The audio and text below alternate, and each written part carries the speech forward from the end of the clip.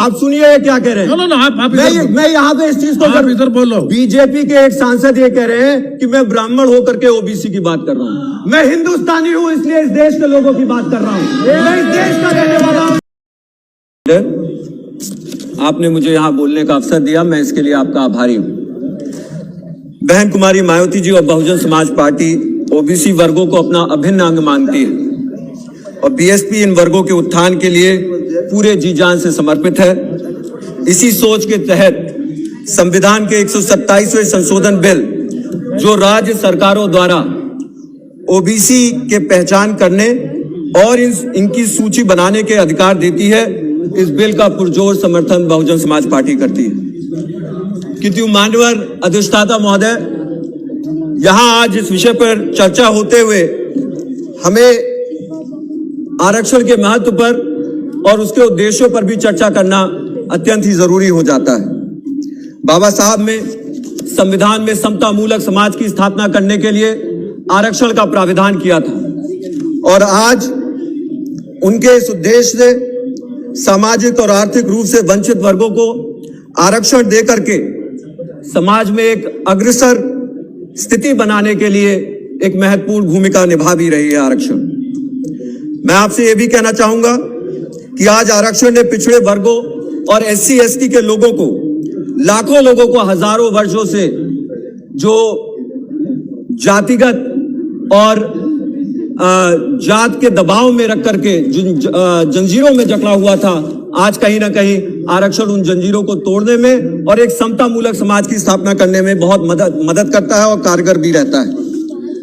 लेकिन हम ये देख रहे हैं कि आधुनिक अर्थव्यवस्था में आरक्षण का महत्व भी घटता चला जा रहा है। मान्यवर, अगर आप देखेंगे, जहां एक तरफ ये कहा जाता है कि आर्थिक रूप से पिछड़े वर्गों को, सामाजिक रूप से पिछड़े वर्गों को नौकरियों में आरक्षण देकर के एक समता मूलक समाज की स्थापना की जाए, वहीं दूसरी तरफ हमें यह देखने को मिलता है कि जितनी भी सरकारी नौकरियां हैं उनको कम कर दिया करते चले जा रहे हैं सरकार के द्वारा। उत्तर प्रदेश में ही अगर आप देखेंगे तो हर जगह जहां पे भी आरक्षण, चाहे वो मेडिकल कॉलेजेस में टीचरों के पद पर हो, प्रोफेसरों के पद पर हो, वहां पे आरक्षण खास तौर से ओबीसी वर्ग के आरक्षणों को पूरी तरह से लुप्त कर दिया गया है। उनको इस सरकार ने खाने का काम किया है और दूसरी तरफ ढिंढोरा पीटते हैं कि ये ओबीसी वर्गों के साथ पूरी मजबूती से लगे हुए हैं। आपके माध्यम से मैं सदन को बताना चाहूंगा कि एक तरफ आप देखेंगे, चाहे वार्ड बॉय, नर्सेस, जो कि अभी कोरोना काल में जिन्होंने ज्यादा से ज्यादा काम किया और जान जोखिम में डालने का काम किया, उनकी भी नौकरियां सरकारी नौकरियों से हटा करके सीधे सीधे संविदा पे देने का काम किया गया है, जो कि निजीकरण के तहत होता है। इसमें कौन सा ओबीसी आरक्षण लागू होगा, मैं आपके माध्यम से सरकार से पूछना चाहता हूं। 97% नौकरियां प्राइवेट सेक्टर में है,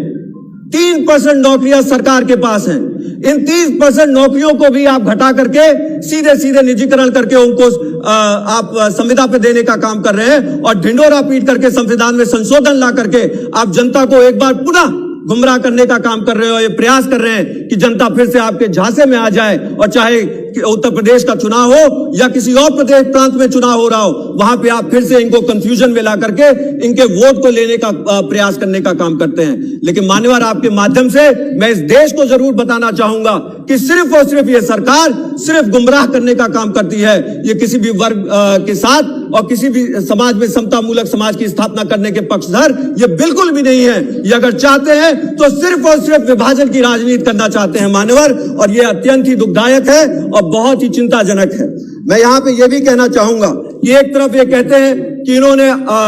आर्थिक रूप से पिछड़े श्रवण समाज के लोगों को भी आरक्षण देने का काम किया है। मैं पूछना चाहता हूं कि आप एक तरफ ये ढिंढोरा तो जरूर पीट देते हैं, लेकिन आरक्षण को लेकर के जहां पे नौकरियां कम हो रही हैं, वहां पे जिन लोगों को नौकरियां मिलनी चाहिए, जब वहां पे नौकरियां कम होती चली जाएंगी तो इन लोगों को आरक्षण कहां से मिलेगा। सिर्फ ये एक दिखावा होता है, एक छलावा होता है, ताकि कहीं ना कहीं लोगों के सामने एक झुंझुना बजा करके उनका वोट लेने का काम किया जाए। मैं यहाँ पे ये भी कहना चाहूंगा कि इसी के साथ साथ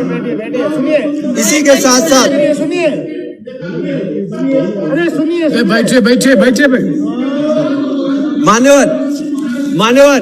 अगर ये जातवादी राजनीति से पीड़ित नहीं है तो ये क्या है? आज इनको सबसे ज्यादा दुख इस विषय पर हो रहा है कि यहाँ पे बहुजन समाज पार्टी अपना पक्ष रख रही है। दूसरा, मैं ये भी पूछना चाहता हूं कि अगर ये विभाजनकारी और जातवादी राजनीति नहीं है तो इसके साथ साथ बीएसपी और बहन कुमारी मायावती जी, आप सुनिए ये क्या कह रहे हैं।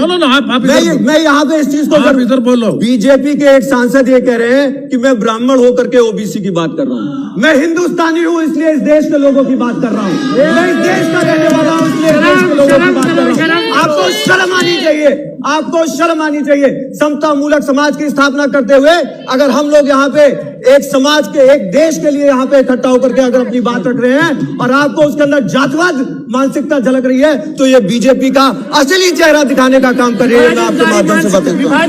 एक विभाजनकारी मानसिकता के तहत आज इनका पर्दाफाश होने का काम हो रहा है। मान्यवर, मैं यहाँ पे ये भी कहना चाहूंगा, यदि ये जनगणना नहीं होती है तो देश के हजारों ओबीसी समाज के लोगों के साथ इस जनगणना से उनको वंचित रखना ये बहुत ही सरासर अन्याय है, क्योंकि ये उनके अधिकारों से उनको वंचित करने का काम करता है यदि ये जनगणना उनके सामने नहीं रखी जाती है। इसी के साथ साथ मैं ये भी कहना चाहूंगा कि आज सत्ता प्राप्त करने के लिए सत्तारूढ़ के दल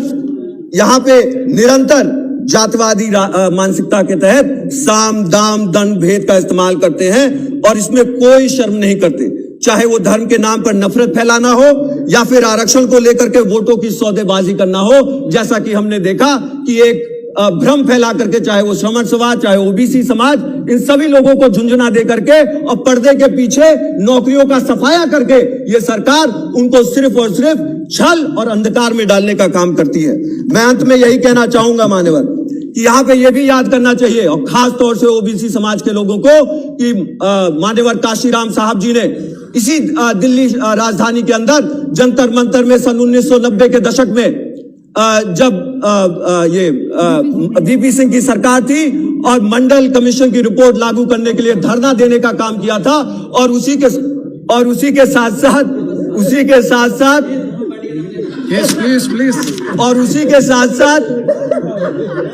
मंडल कमीशन की रिपोर्ट लागू करने के लिए मान्यवर काशीराम साहब जी ने उस समय धरना देने का काम किया था और वीपी सिंह की सरकार को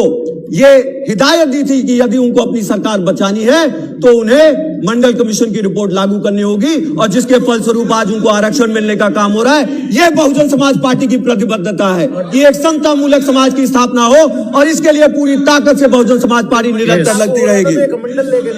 और उसी के साथ साथ मैं अंत में यही कहना चाहूंगा कि आपके माध्यम से कहना जरूरी है मान्यवर कि जातवाद के अंधकार से उभरने के लिए, सीट से बोलो, जातवाद के अंधकार से उभरने के लिए कि इस देश में एक समता मूलक की स्थापना करने के लिए